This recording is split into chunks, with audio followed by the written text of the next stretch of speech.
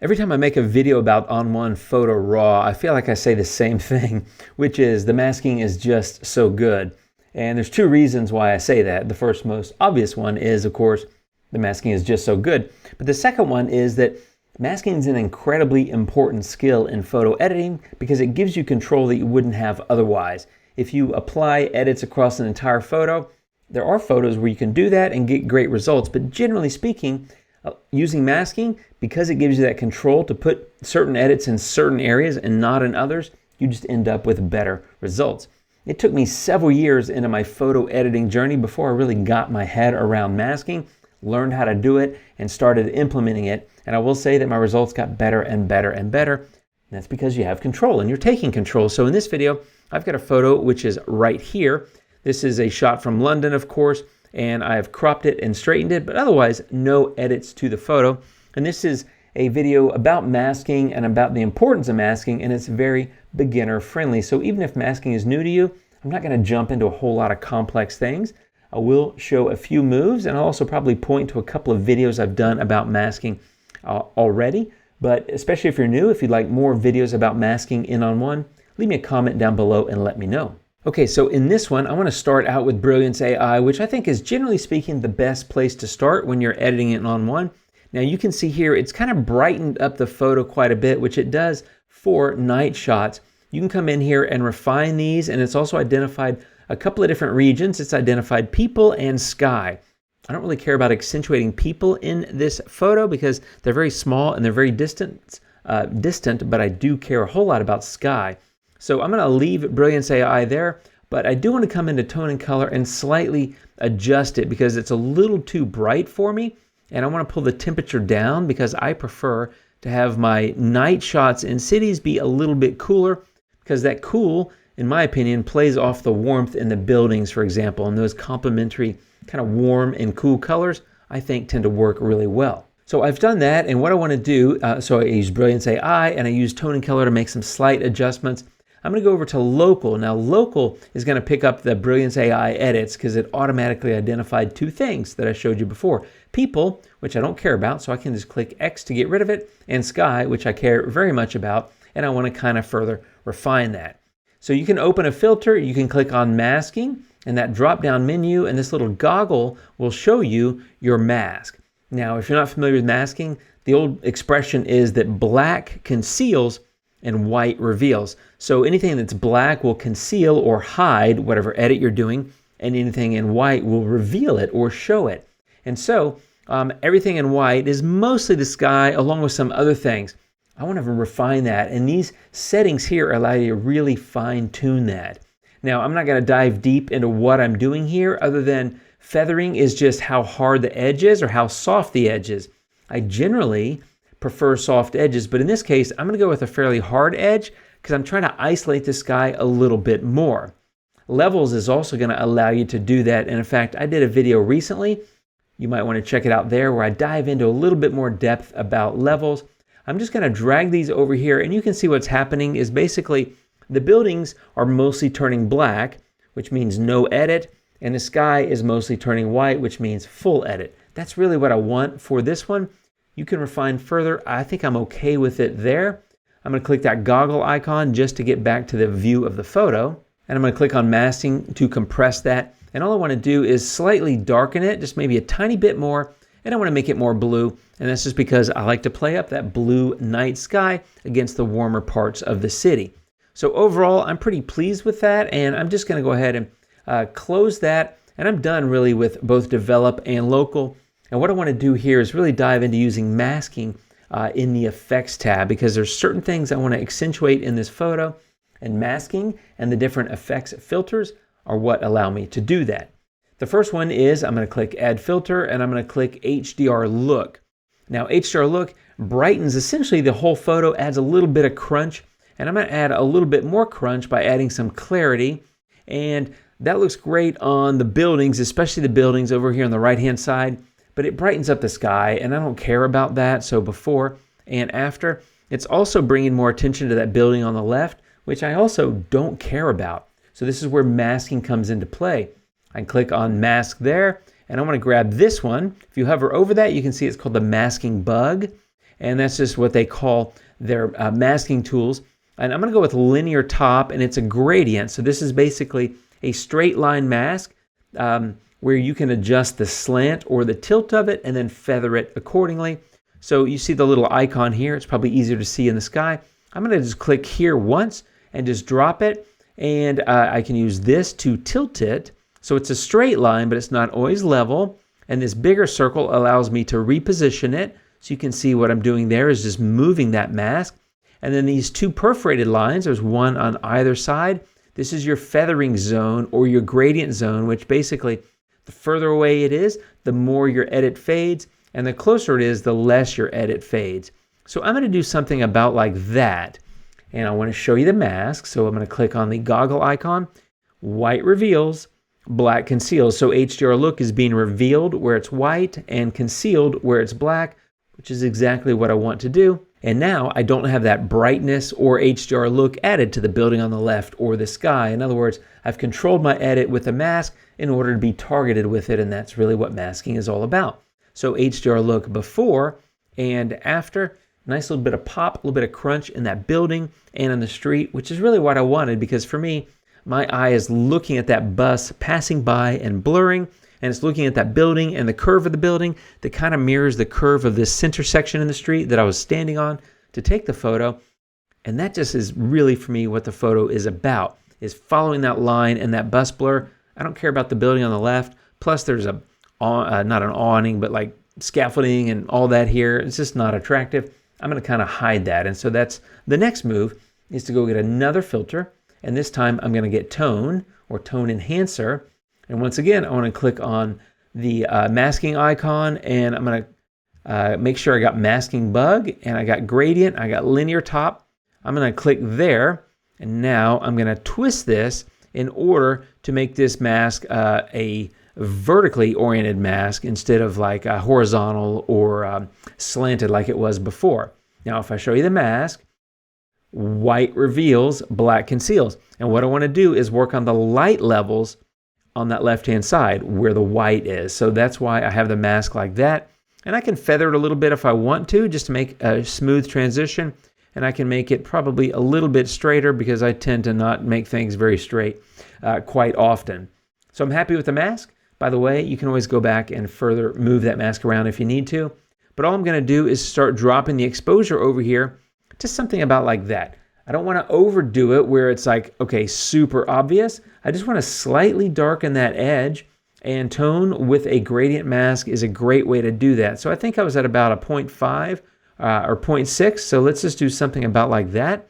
Slightly darker, therefore slightly less of a focal point for the viewer. So before and after, I think that works just fine. Now I'm going to do this a couple of more times, and this is why masks come in so handy. So add filter, get tone enhancer again, and make sure I'm in linear top with that masking bug. I am. I'm going to click right there, and I'm going to fade. Whoops, I'm not going to fade. Actually, I got two of those. You got to be careful.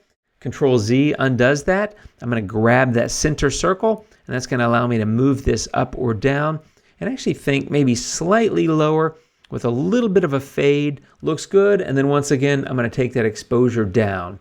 So again, if I show you the mask, let me click on masking and the goggle icon, white reveals, black conceals. My edit is just going where it's white.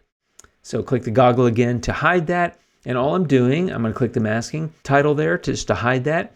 And all I'm doing is just darkening that little area on the street. And that's because I don't want to spend too much time in the foreground. I really want the eye to kind of go follow that bus as it's going down the street. So I'm just darkening that very bottom. Maybe something like that. Maybe one stop. Something like that I think is fine. And now that I've done that, I want to do the same thing on the right. So I'm going to use the same idea here again. And this is really what happens with masking, is kind of a lather, rinse, repeat. For me, masking is of course about being targeted and controlling your edit, but it's very much about dodging and burning or adjusting light levels. And that's really what I'm doing. I'm just not using a brush. I'm using a gradient or a linear gradient to basically burn those edges, which is effectively darkening them. So again, masking bug, linear top, and I'm going to click maybe here, and I want to come in and I want to drop this, slide that around to be something like that, and maybe make it a little bit straighter. Now I want to show you something. If I click on masking and click on the show, the way I tilted that actually told On1, hey, I want that, the white or the reveal to be on the left, and I want the conceal to be on the right. Well, that's not what I want. I should have tilted it the other way. The cool thing is this icon allows you to invert mask. Just click that once and it flips it, and now I've got an inverted mask, which is where I want the mask to be. So now I can further refine this if I want to. I can move it, I can adjust the feathering, that sort of thing, and that's what I'm going to do. I'm going to pull it right over to maybe to here and then feather that a little bit. I like that generous fade. Most of the time I didn't have as generous of fade in the sky, but when I'm using these linear gradients or radial gradients, and I'll show you a radial in a second, when I'm using those I like to have kind of a generous fade. And now I can show you this mask once again. There it is, white reveals, starts to fade, goes into gray, which is some of the effect is coming through and some is not, and it starts to fade further into black, and in black of course is none of the effect is showing. And that's what I mean by the fade. This is kind of the gradient zone. 100% of the effect over here to the right between the two perforated lines. It fades from, right here effectively 100% of the effect, and it fades to, let's say, 50% of the effect in the middle, and all the way it fades to 0% of the effect at this line, and then all the way to the left it remains 0% of the effect. And now that I've set that up, I can click masking to hide that, and I'm just going to take the exposure down, and all I'm doing is darkening that edge and just kind of reducing visibility over there, because I don't really care for you to spend much time looking at it. And I recommend, and you can go back and adjust these like I said, but I recommend playing around with your gradient and your positioning of your mask just to make sure that you get it looking the way you want it to look, because you don't want too big or abrupt of a change. That's why spacing the mask or placing it in the right place is important, but also that gradient zone, that fade that I talked about, is I think really important. So I'm going to do maybe like a 0.7 or something like that. I don't want to overdo it, but it's still a nice impact on that light, because especially here, got a really, really bright area, and turning that off, you can see it. Turning it back on, you can see how I've kind of faded that effect. And maybe it's a little heavy, so maybe I'll take it down to like a 0.65. But bottom line, I've just taken 3 different masks, the same kind of mask, at 3 different amounts in 3 different areas, just to kind of frame the shot.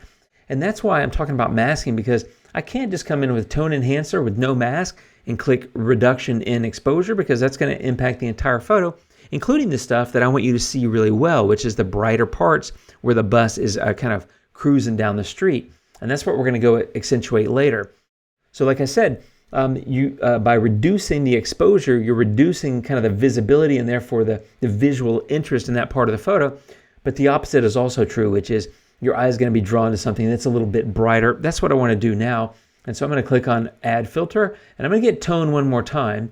If you haven't noticed, I'm a big fan of tone, and that's because these sliders are essentially a replica of what you can get in local adjustments or in develop. I could have done these same kind of adjustments in local. I just happen to be in effects today. You have a lot of options in On1, which is part of the reason I like it so much. Just a lot of power and a lot of control. Now, what I want to do now is effectively create an area down here that's a little bit brighter so that the eye is drawn to it. Well, that's going to be a mask again. So I clicked on the masking icon, and I want to make sure that I'm over here in the masking bug, but I don't want linear top. That's essentially a linear gradient. I don't want anything linear. What I want is a radial, and so they call it vignette. And effectively, it is a vignette effect. And the shape here is center or edges. I went ahead and went with edges, and that is because it's effectively making the mask inside versus outside. The difference would be if it was center, it would be the other way, and you would just need to invert it. What I've done is just created a big circle area here, and I now want to refine this shape. So I'm going to pull this down because I don't want it to be that big. So that is shrinking the overall look of the mask. You can grab these outer little dots on the edges to change the shape of it.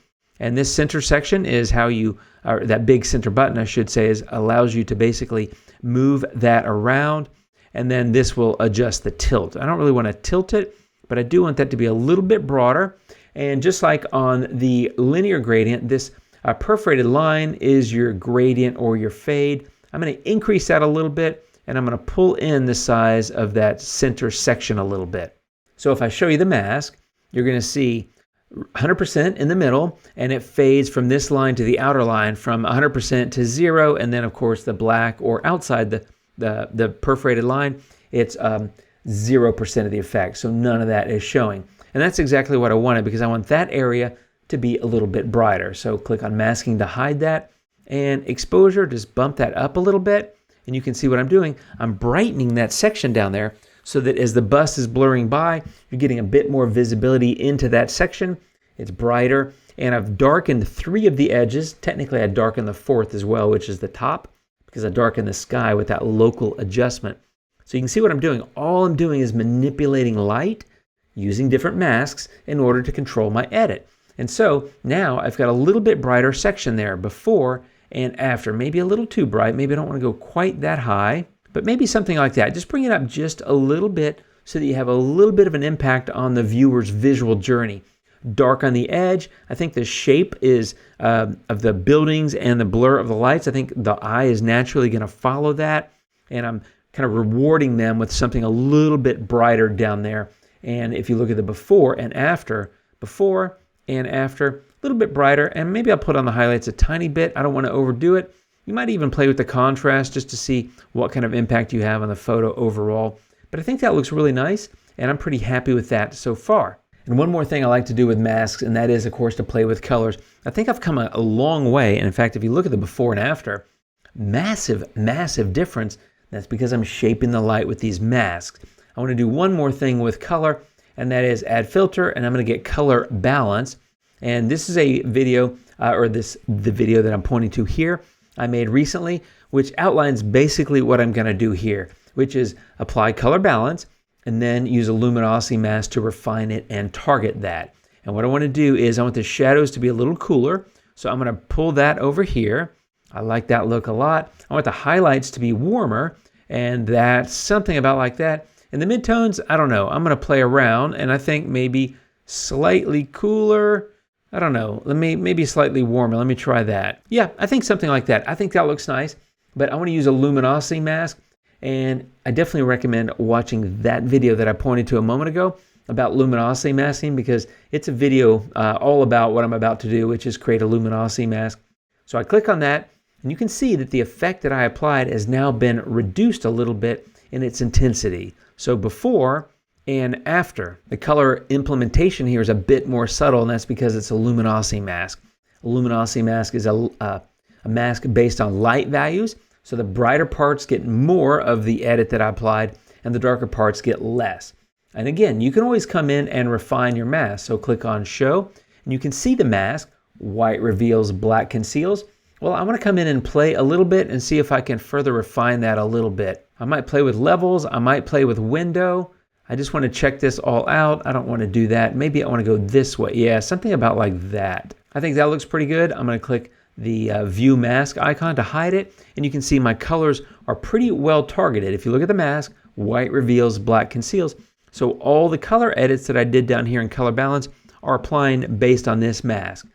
All applying in the white areas, fading in the gray areas, not applying in the black areas. And again, I recommend watching that last video about luminosity masking in order to get a better understanding of what I just did. But if you look at the before and after with colors, there it is before, and there it is now. I like that overall. And then I think I'll just wrap this up with a vignette. I'll just add filter, add vignette, and all I'm going to do here is just do a simple kind of straightforward vignette. Nothing fancy, just maybe something about like that, which is really just darkening the edges a little bit more. But that's what masking does for you. Let me show you the before and after. If I do the comparison slider, if you take a look at that, honestly, it's not even the same photo in a lot of ways. The HDR look really brought up the detail and the crispness in the buildings and the street. All the light adjustments that I made allowed me to really control the overall kind of visual journey in the photo.